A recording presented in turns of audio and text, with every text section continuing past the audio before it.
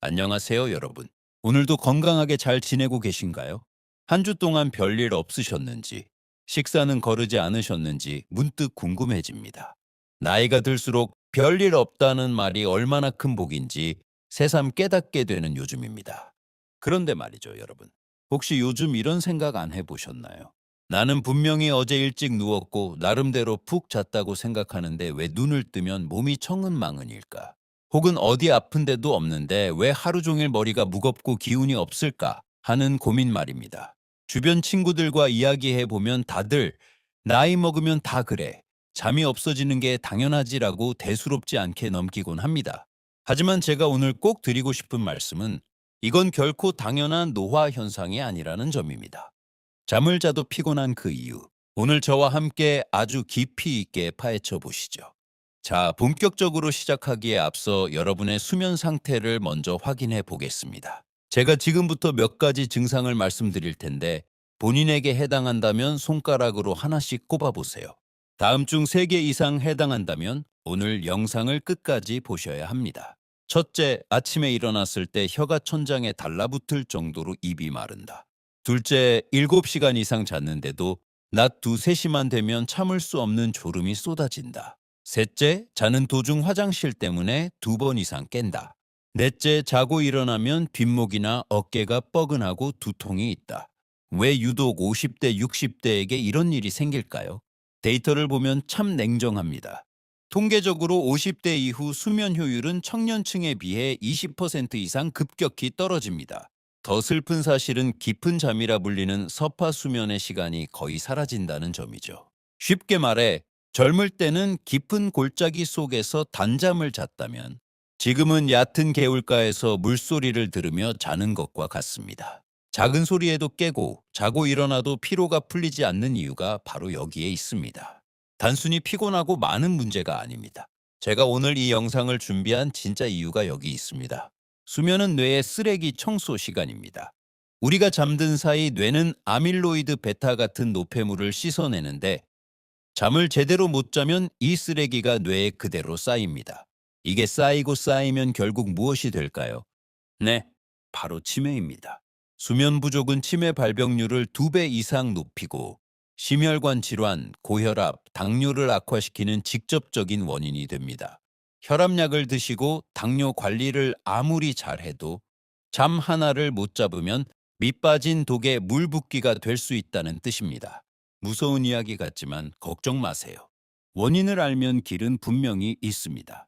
우리 몸속 호르몬이 어떻게 변했는지, 그리고 우리가 미처 몰랐던 수면을 방해하는 숨은 질병들은 무엇인지 아주 낱낱이 파헤쳐 드릴 겁니다. 물 한 잔 편하게 드시면서 끝까지 집중해 주세요.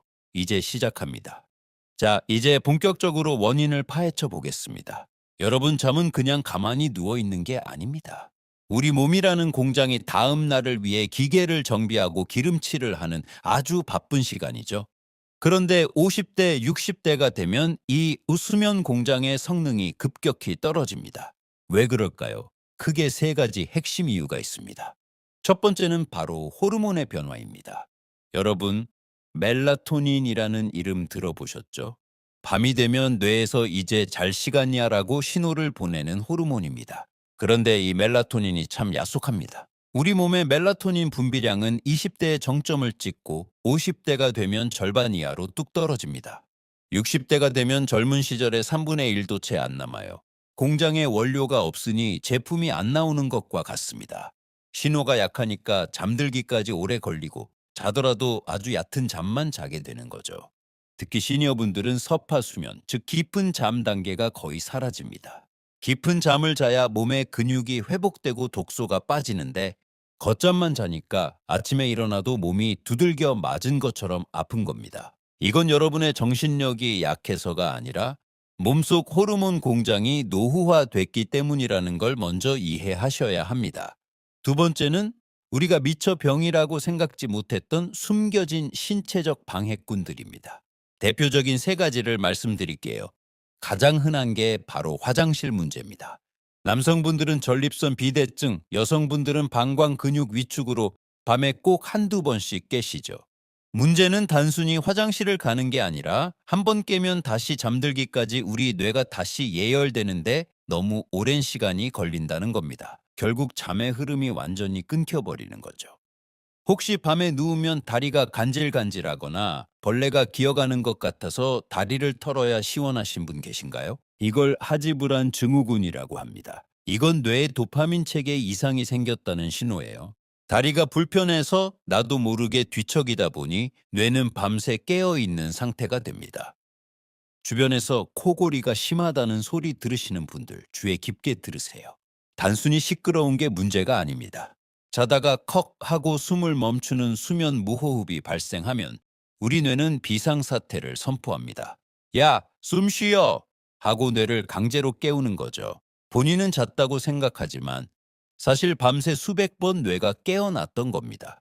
아침에 두통이 있는 분, 낮에 졸음이 심한 분, 코골이가 심한 분, 이런 경우 수면 무호흡증을 한번 의심해 볼 필요가 있습니다. 네 번째는 의외로 많은 분이 놓치시는 부분인데 바로 복용 중인 약물입니다. 5060 세대가 되면 혈압약, 당뇨약, 고지혈증약 하나쯤은 드시는 경우가 많죠. 그런데 일부 혈압약 성분은 멜라토닌 합성을 방해하기도 하고 이뇨제 성분이 포함된 약은 야간뇨를 유발합니다. 또 감기약이나 진통제에 들어있는 카페인 성분이 예상치 못하게 수면을 방해하는 경우도 허다합니다. 내가 먹는 약이 나의 잠을 훔쳐가고 있지는 않은지 반드시 체크해 봐야 합니다. 자, 여기까지 듣고 나니 어떠신가요? 나의 잠이 부족했던 게 다 이유가 있었구나 싶으시죠? 호르몬이 줄고 몸 여기저기 신호가 오고 약물까지 방해를 하니 피곤한 게 당연했던 겁니다. 하지만 여기서 포기하면 안 되겠죠? 원인을 알았으니 이제 고칠 일만 남았습니다. 이전 내용 정리한 표를 띄워 드릴 테니 필요하신 분들은 캡처하시고 다음으로는 시니어에게 꼭 필요한 솔루션에 대해 아주 자세히 알려드리겠습니다. 잠시만 기다려 주세요. 많은 분들이 잠 안 오는데 수면제 한 알 먹으면 안 되나? 하고 물으셔요. 하지만 약에 의존하기 전에 우리 주방부터 점검해 봐야 합니다. 우리가 매일 먹는 음식이 우리 몸속에서 멜라토닌을 만들기도 하고 반대로 숙면을 방해하는 독이 되기도 하거든요. 5060 시니어 분들에게 딱 맞는 수면 보약 식단. 지금부터 하나씩 짚어드릴게요. 첫 번째로 추천드리는 건 상추입니다. 옛날 어른들이 상추 많이 먹으면 졸린다고 하셨던 말 기억나시죠? 그게 과학적으로 근거가 있습니다. 상추 줄기를 꺾으면 나오는 하얀 진액, 그 속에 락투카리움이라는 성분이 들어있어요. 이게 천연 진정제 역할을 해서 신경을 안정시켜 줍니다. 오늘 저녁엔 고기 없이 상추쌈만 드셔도 잠자리가 훨씬 편안해지실 겁니다.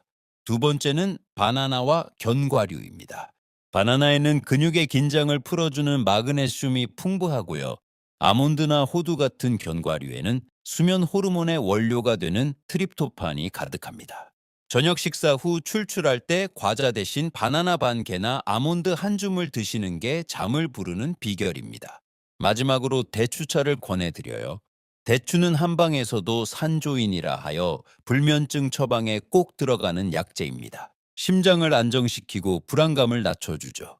밤에 가슴이 두근거려 잠 못 드시는 분들께 따뜻한 대추차 한 잔은 최고의 처방전이 됩니다. 음식 종류만큼 중요한 게 어떻게 먹느냐입니다. 50대 이후엔 소화력이 예전만 못하죠. 위장이 밤새 음식물을 소화시키느라 일을 하면 뇌는 깊은 잠에 들 수 없습니다. 그래서 저녁 식사는 잠들기 최소 3, 4시간 전에는 끝내셔야 합니다. 특히 조심해야 할 게 혈당 스파이크입니다. 저녁에 흰쌀밥이나 국수 같은 탄수화물을 너무 많이 드시면 혈당이 급격히 올랐다 떨어지면서 몸이 흥분 상태가 됩니다. 숙면을 원하신다면 저녁만큼은 잡곡밥이나 단백질 위주의 가벼운 식단을 추천드립니다. 배가 너무 고파서 잠이 안 올 땐 따뜻한 우유 한 잔 정도가 딱 적당합니다. 자, 시니어분들이 가장 자주 실수하시는 게 바로 이 커피입니다. 나는 낮에 한 잔 마셨는데 밤에 잠 안 오는 거랑 상관없겠지? 라고 생각하시죠? 아닙니다. 젊을 때는 카페인 해독이 빨라요. 그런데 60대가 되면 카페인이 몸 밖으로 나가는 속도가 절반으로 느려집니다. 점심 먹고 마신 커피 한 잔의 카페인이 밤 11시까지 여러분의 혈관 속에 남아 뇌를 깨우고 있을 수 있다는 뜻입니다. 그래서 저는 감히 말씀드립니다. 잠을 못 자서 피곤하시다면 오후 2시 이후에는 커피, 녹차, 홍차는 무조건 끊으셔야 합니다. 대신 카페인이 없는 루이보스차나 둥글레차로 바꿔보세요. 이 작은 습관 하나가 여러분의 아침을 바꿉니다. 무엇을 먹느냐가 곧 오늘의 잠을 결정합니다. 오늘 제가 말씀드린 상추, 대추, 바나나 기억하시죠? 그리고 오후 2시 이후 노카페인. 이것만 지켜도 잠의 질이 달라집니다. 무엇을 먹을지 고민했다면 이제는 어디서 어떻게 잘지를 결정할 차례입니다. 여러분, 혹시 나는 침대에만 누우면 정신이 말똥말똥해진다 하시는 분 계신가요? 그건 침실 환경이 뇌를 깨우고 있기 때문일 확률이 높습니다. 우리 시니어 세대는 젊은 층보다 외부 자극에 훨씬 민감합니다. 작은 빛, 작은 소리에도 뇌가 번쩍 깨버리죠. 오늘 제가 알려드리는 이 수면 위생 가이드만 따라 하셔도 보약 한 첩 드시는 것보다 훨씬 개운한 아침을 맞이하실 수 있습니다. 첫 번째로 가장 중요한 건 온도입니다. 우리 어르신들은 몸을 뜨끈뜨끈하게 지져야 잠이 잘 온다고 생각해서 방 온도를 높이는 경우가 많죠. 하지만 과학은 반대로 말합니다. 우리 뇌가 잠들기 가장 좋은 온도는 생각보다 서늘한 18도에서 22도 사이입니다. 잠이 들려면 우리 몸의 심부 온도, 즉 속 온도가 살짝 내려가야 합니다. 방이 너무 더우면 뇌는 열을 식히느라 밤새 일을 하게 되죠. 발은 따뜻한 양말을 신어서 온기를 유지하되 코로 마시는 공기는 약간 서늘하게 유지하는 것이 숙면의 핵심입니다. 그 다음은 빛입니다. 50대 이후엔 수정체가 혼탁해지면서 빛에 더 예민해집니다. 아주 작은 가전제품의 LED 불빛조차 멜라토닌 분비를 방해하죠. 침실은 완벽한 암막 상태를 만드세요. 두꺼운 커튼을 치고 눈 한 대를 활용하는 것도 아주 좋은 방법입니다. 빛이 완벽하게 차단되어야 뇌는 비로소 이제 진짜 밤이구나 하고 휴식을 시작합니다. 두 번째는 몸의 긴장을 푸는 이완 습관입니다. 낮 동안 쌓인 스트레스와 근육의 긴장을 그대로 가지고 침대에 누우면 잠이 올 리가 없죠. 제가 지금 앉아서도 할 수 있는 간단한 동작 하나 알려드릴게요. 자, 어깨를 귀 쪽으로 으쓱하며 힘을 꽉 주셨다가 한 번에 툭 하고 내려놓아 보세요. 이걸 3번만 반복해도 승모근의 긴장이 풀립니다. 그리고 누운 상태에서 발끝을 몸쪽으로 당겼다 펴는 발목 펌핑 운동을 5분만 해보세요. 다리로 쏠린 혈액이 심장으로 돌아오면서 하지불안 증후군 예방에도 큰 도움이 됩니다. 격렬한 운동이 아니라 내 몸에 이제 쉬어도 돼라고 신호를 보내는 부드러운 움직임이면 충분합니다. 마지막으로 정말 중요한 건 잠은 밤이 아니라 낮에 만든다는 사실입니다. 아침에 일어나서 30분 이내에 밝은 햇빛을 쬐고 계신가요? 낮에 우리 눈으로 들어온 강한 햇빛은 세로토닌이라는 호르몬을 만듭니다. 이 세로토닌이 밤이 되면 정확히 14시간 후에 멜라토닌으로 변신합니다. 즉, 낮에 햇볕을 받으며 30분 걷지 않으려면 밤에 쓸 멜라토닌 재료가 아예 없는 셈이죠. 비가 오나 눈이 오나 오전 중에 창가에 앉아 있거나 가벼운 산책을 하는 습관, 이것이 시니어 숙면의 가장 강력한 비법입니다. 자, 환경을 잘 만드셨다면 이제 우리가 무심코 하는 2가지 행동을 점검해 봐야 합니다.